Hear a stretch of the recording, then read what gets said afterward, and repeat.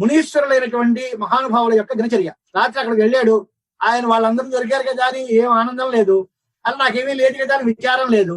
చెట్టు మీద కూర్చున్నాడు, ఆయన తపస్సు, ఆయన గొడవ, ఆయన మానకుండా చేసుకున్నాడు. వారు వచ్చిన తర్వాత రాజుగారికి వార్త తెలిసింది.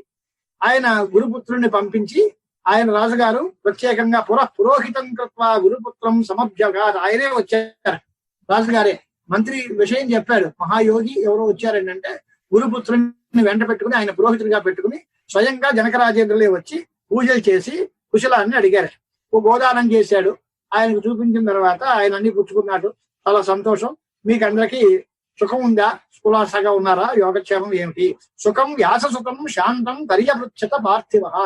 వ్యాస భగవానుడి యొక్క కుమారుడైనటువంటి శ్రీసుఖాచార్యుల వారిని కుశల ప్రశ్న చేశారు జనకరాజేంద్రుడు అన్నాడు.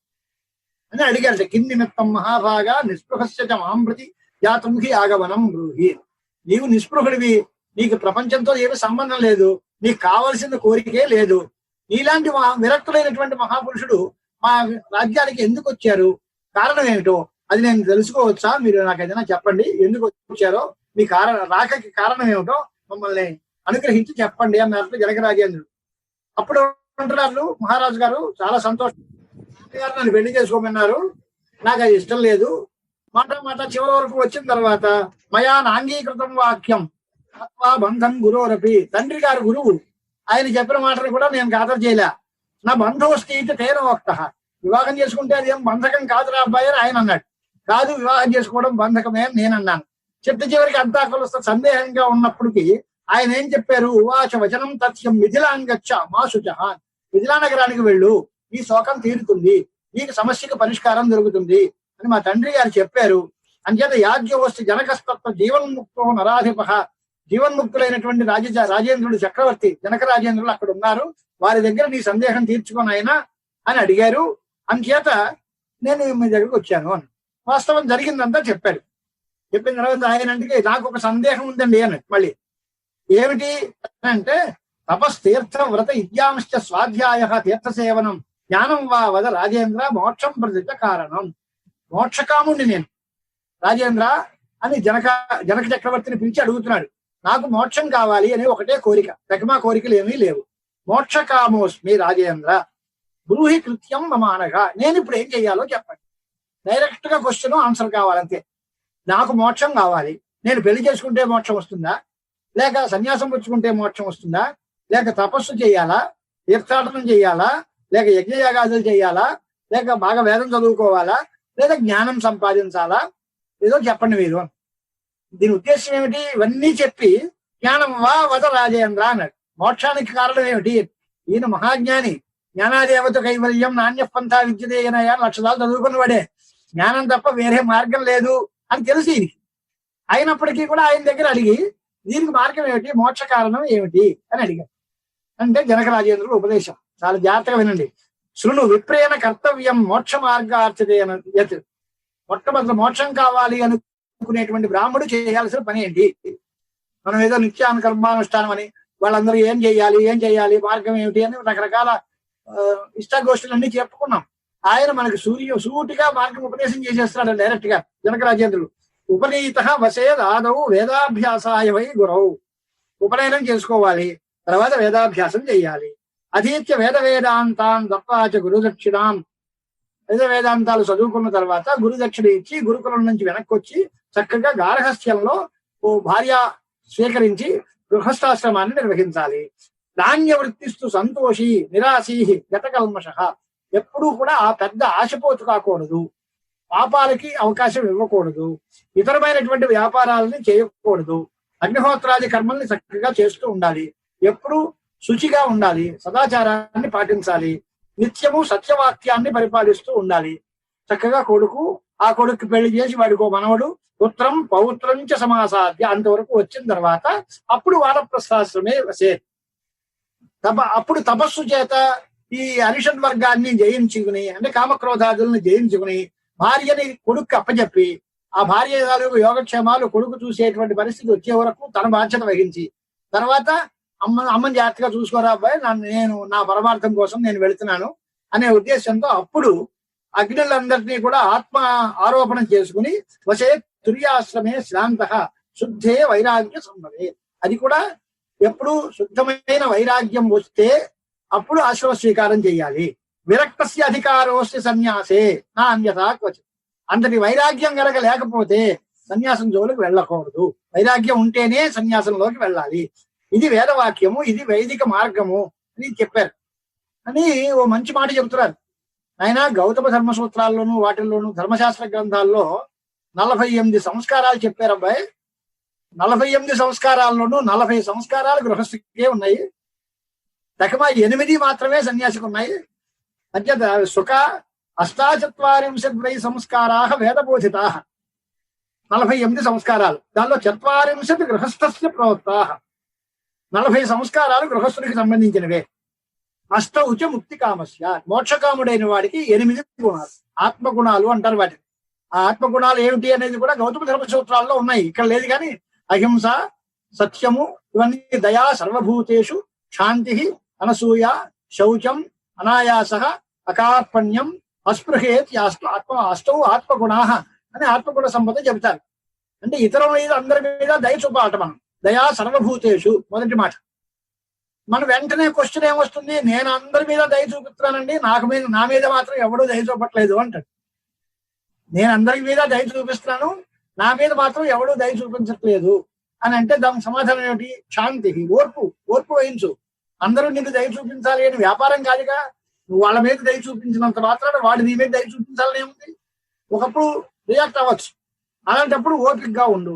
దయా సర్వభూతేషు శాంతి. కాదని అందరూ బాగుపడిపోతున్నారు, నేను ఇలాగ ఒక్కడనే ఉన్నాను. ఎప్పుడు అలా అనుకోకూడదు, అసూయ పెట్టుకోకూడదు. అనసూయ. శౌచం, మానసికంగా, వాచికంగా, కాయికంగా మంచి శుచిగా ఉండాలి. మంచి మాట, మంచి చేత, మంచి ఆలోచన ఉండాలి. ఎప్పుడు అనాయాసము, పెద్ద పెద్ద పరుగులు పరిగెట్టి మనకి చేతకాని పనులన్నీ ఎత్తుకుని నేను అది చేస్తాను ఇది చేస్తానని పరిగెట్టకూడదు. ఈ శక్తిని మించిన పనులకి నెత్తి మీద పెట్టుకోవద్దు, అది అనాయాసము. అకార్పణ్యము, ఎప్పుడు లేదో అని ఏడవద్దు. అస్పృహ, ప్రతిదీ చూసింది కల్లా ప్రతిదీ నాకే కావాలి అనేటువంటి కోరిక ఉండద్దు. ఇలాంటివన్నిటినీ కూడా 8 ముక్తి కాముడైనటువంటి వాడికి వచ్చిన గుణాలు అన్నారు. అవన్నీ చెప్తున్నారు. ఆశ్రమం నుంచి ఆశ్రమానికి వెళ్ళాలి అంటే బ్రహ్మచారి గృహస్థాశ్రమం స్వీకరించాలి, తర్వాత వానప్రస్థుగా తయారవ్వాలి, తర్వాత సన్యాసాన్ని స్వీకరించాలి. ఇది నాయన క్రమము అన్నారు. శుకాచార్య వారు వెంటనే అడిగారు, ఉత్పన్నే హృది వైరాగ్యే జ్ఞాన విజ్ఞాన సంభవే అవశ్యమేవ వస్తవ్యం ఆశ్రమేషు వనేషు వా. ఈయనన్నారు, ఏంటంటే మీరు అలా చెబుతున్నారు, ప్రతి చోట బ్రహ్మచారి నుంచి గృహస్థుకి వానప్రస్థు ఈ క్రమం ఉందా?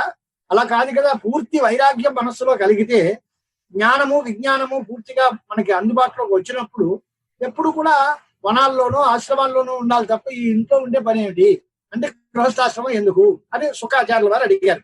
అని అంటే జనకుడు చెప్పాడు మాట, ఇంద్రియాని బలిష్టాని నియుక్తాని మానద అపక్వస్య ప్రకుర్వంతి వికారాంస్తాన్ అనేకశ. ఆయన ఇంద్రియాలు చాలా బలవంతములు. బలవాన్ ఇంద్రియగ్రామ విద్వాంసమపి కర్షతి. ఎంత జ్ఞాని అయినా, ఎంత తెలివైన వాడైనా, ఎంత పండితుడైనా ఆ ఇంద్రియాలకి లోను పడిపోతాడయ్యా, ఇంద్రియాలకి వశం అయిపోతాడు. కనుక ఇంద్రియములు అన్ని కూడా బలవంతములు కనుక పక్వత కాకుండా, పరిపక్వ స్థితి రాకుండా ఈ ఇంద్రియాలని నువ్వు అదుపులో పెట్టుకోవడం నీకు చేత కాదు.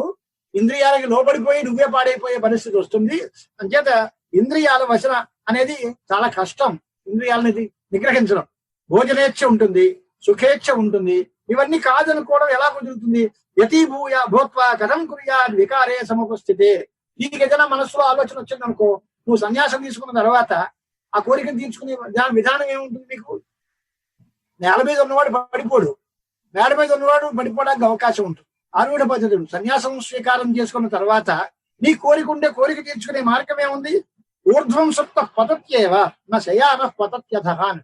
పైన ఎత్తు బాగా ఎత్తు మీద పడుకున్నవాడు కింద పడిపోవడానికి ఛాన్స్ ఉంది, కానీ కిందనే ఉన్నవాడు పడిపోయే ప్రమాదం లేదు.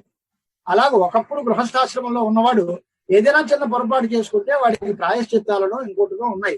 యత్యాశ్రమాన్ని తీసుకుని చాలా ఊర్ధ్వమైనటువంటి స్థితిలో ఉన్నవాడు వాడు అక్కడ చెడిపోతే వాడికి ప్రాయశ్చిత్తం లేదు, ఇంకో రకమైన మార్గం లేదు. అంచేత చాలా కష్టమైన ఆరూఢ పతితుడు చాలా పొరపాటు. అంచేత పెద్ద ఆశ్రమానికి ముందెళ్ళి తర్వాత అక్కడే జారిపోతే చాలా ఇబ్బంది వస్తుంది. అంచేత వారిని చాలా కష్టం. అంచేత మనందరం కూడా మొదటి నుంచి జాగ్రత్తగా చూడాలి. ఓ పక్షి ఒకటి రెండు ఉదాహరణలు. యథా పిపీలిక మూలాత్ శాఖాయామధిరోహతి శనైశనై ఫలం యాతి సుఖేన పదగామిని. ఓ చీమ మెల్లిమెల్లిగా నడుస్తూ చెట్టు మొదటి దగ్గర నుంచి చెట్టు చివరి కొమ్మ వరకు మెల్లిగా వెళ్తుంది. అది సుఖంగానే ఉంటుంది, దానివల్ల నష్టం లేదు. కానీ విహంగ తరసాయాతి విఘ్నశంకా మదస్య, అది బాగా తీవ్రంగా శీఘ్రంగా వెళ్ళింది, చంద్రాలే వెళ్ళింది, పైకి ముందే వెళ్ళింది అనే మాట అనుకుంటాం, కానీ దానికి ఆపదలు ఎక్కువ వస్తాయి. ఈ చీమల కింద వెళ్ళేటువంటి చీమలకి ప్రమాదం ఏమీ లేదు. అందుచేత మనస్సు అనేది చాలా బలవంతమైనది కనుక దాన్ని క్రమంగా జయించాలి తప్ప ఒక్కసారిగా మనసులో పెద్దగా హఠాత్తుగా నా చేతిలో పెట్టుకుంటాను, నేను సన్యాసం చేసుకుంటాను అంటే నీ మనస్సు నీకంత అనుకూలంగా తయారవుతుందని అనుకోలేను. కాబట్టి గృహస్థాశ్రమంగా ఉండి శాంతమైన స్వభావంతో చక్కటి ఆలోచనతో ఎవరితోటి కూడా రాగద్వేషాలకి అతీతంగా నచ హృష్యేత్ నచ తపేత్ లాభాలాభే సమూహవే.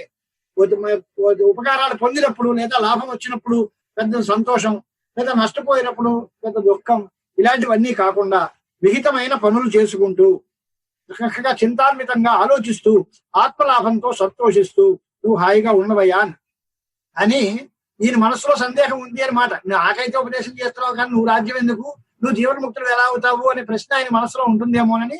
ఫస్ట్ అహం రాజ్య సంస్థోపి జీవన్ముక్తో యథానక, నేను రాజ్యం చేస్తున్నాను, నేను జీవన్ముక్తుడిని.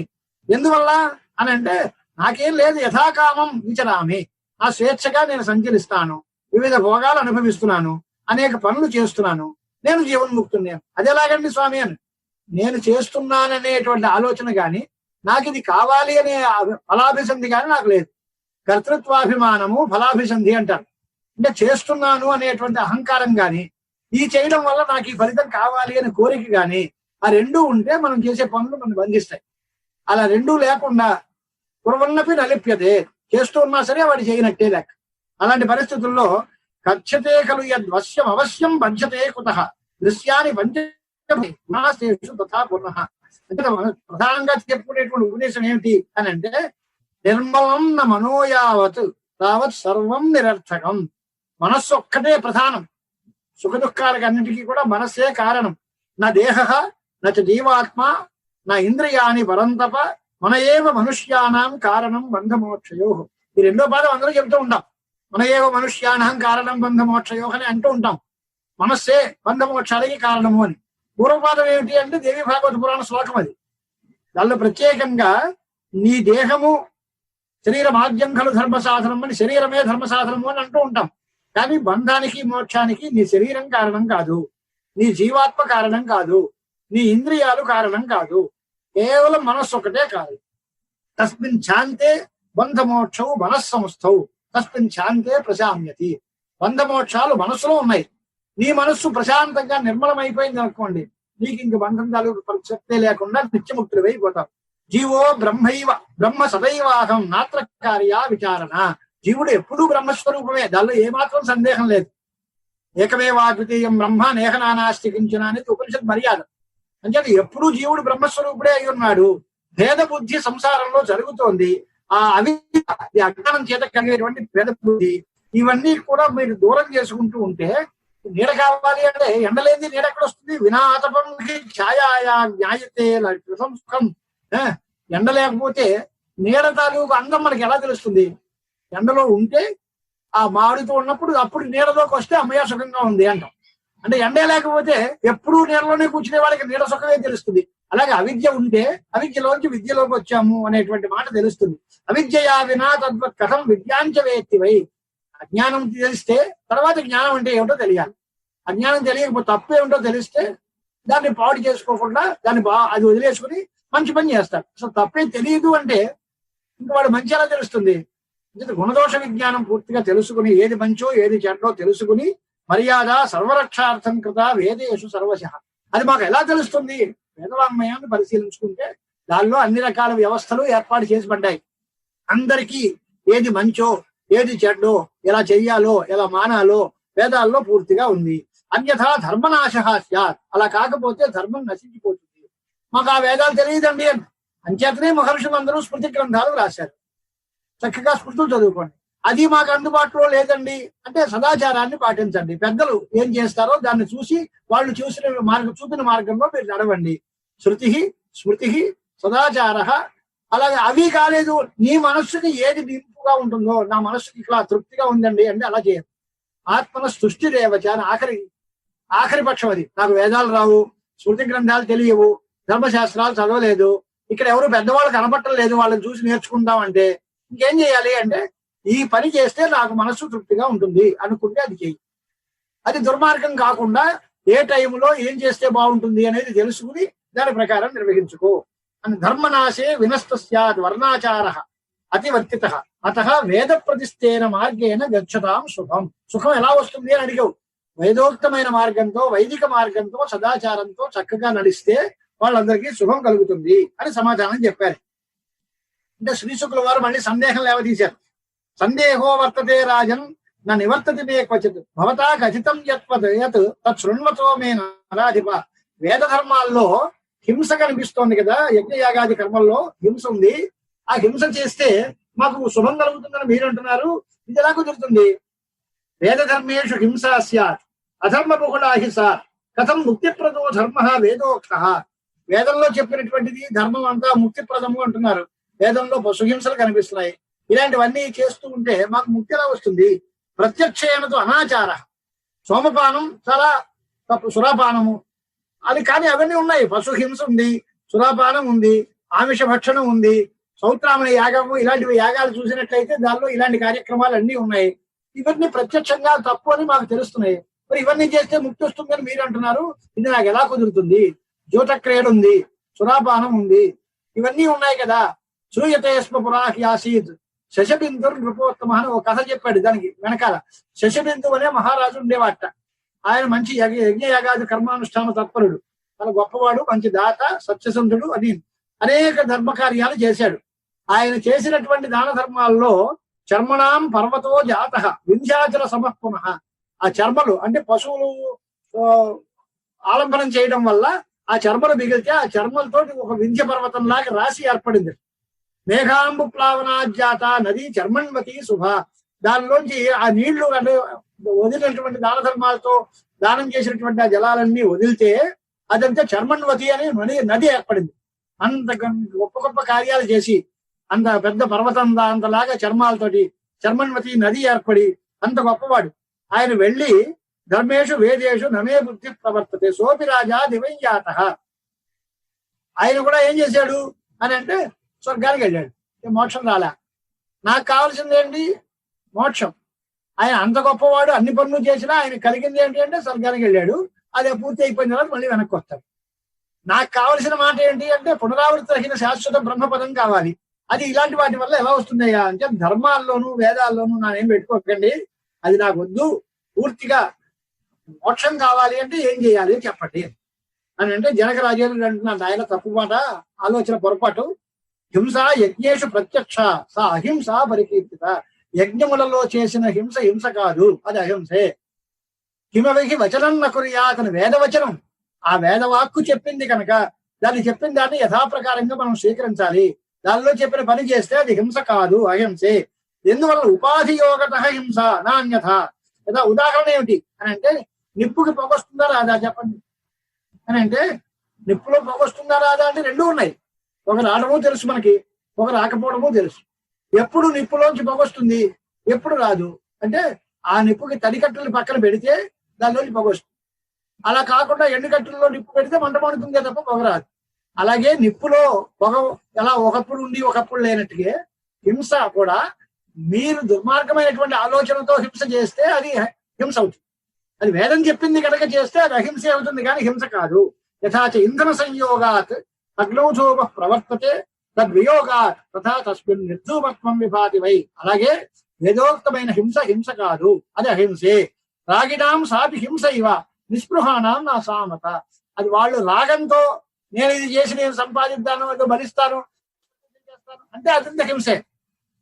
కాకుండా నాకు ఏ ప్రయోజనము లేదు, వేదం చెప్పింది చేస్తున్నాను అని అంటే నిస్పృహులై చేస్తే అది అహింసే అవుతుంది కానీ హింస కాదు. ఈ రకంగా ఆయన చెప్పి అహంకారం లేకుండా, రాగం లేకుండా వేదం చెప్పింది అనే ధర్మ బుద్ధితో చక్కగా పనులు చేసినట్లయితే అదంతా వాళ్ళకి ఎక్కువగా ఉపకారాన్నే చేస్తుంది కానీ అపకారం చేయదు అని చెప్పారు. అంటే మళ్ళీ ఇంకో చిన్న డౌట్ అండి అన్నట్టు శ్రీశుకుడు. ఏమిటి స్వామి చెప్పండి. మాయా మధ్యే వర్తమాన సహ కథం నిస్పృహో భవేత్. మనం మాయలో బతుకుతున్నాం. ఈ సంసారం అంతా మాయామయం. ఈ మాయామయమైనటువంటి ఈ సంసారంలో పడుతూ నిస్పృహుడుగా ఉండడం ఎలా కుదురుతుంది? శాస్త్రజ్ఞానం సంపాదించాం, నిత్యమైన వస్తువేదో అనిత్యమైన వస్తువేదో తెలుసుకున్నాం, అయినా నా మనస్సులో మోహం వదలట్లేదే. దీని మాట ఏంటి? భగవంతుడు ఉపదేశం చేసినా అర్జునుడు అదే మాట అన్నాడు. మనస్సుని కంట్రోల్ చేయలేకపోతున్నాను బావా, ఏం చేయాలి? అసంశయం మహాబాహో మనో దుర్నిగ్రహం చలం అన్నాడు ఆయనే. భగవంతుడే చెప్పాడు. చదువుకోవడం తేలికే, పుస్తకాలు చదివేస్తాం బాగానే ఉంది, కానీ అర్థం తెలిసినంత మాత్రాన మనస్సు అదుపులోకి వస్తుందా? మనస్సును నిగ్రహించడం కష్టం కదా, మనస్సుకి మోహం పోవటం లేదు కదా. అంటే ఎలాగ? ఉదాహరణ ఏమిటి అంటే, లోపల ఉన్న చీకటిని బయట ఉండే శాస్త్రజ్ఞానం ఎలా పోగొడుతుంది? ఉదాహరణ ఏంటి?